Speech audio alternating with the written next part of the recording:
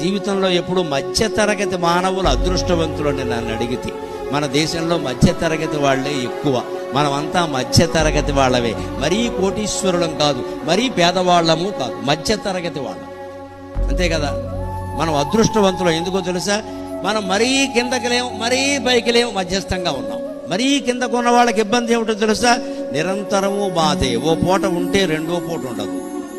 ఓ పిల్లకి పెళ్లి చేస్తే రెండో పిల్లకి కష్టం. ఓ పిల్లాడిని చదివిస్తే రెండో పిల్లాడు చదవడానికి డబ్బులు లేవు. అలాగనే చదువు మానిపిస్తే వాడు వీడు గొడవ పడతారు.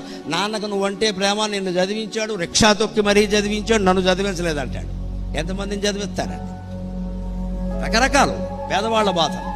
పెద్దవాళ్ల బాధలు మరీ వేరుగా ఉంటాయండి. అక్కడ 100 కోట్ల రూపాయలు పోగుపడిపోతాయి. కొడుకులిద్దరికీ పడవు, కూతుళ్ళిద్దరికీ పడదు, భార్యాభర్తకి పడదు. పెళ్లి చేస్తే కొడుక్కి కోడలకి పడదు. అంతా పడకపోవడమే ఎక్కువ. అస్తమానం మేడ నుంచి కింద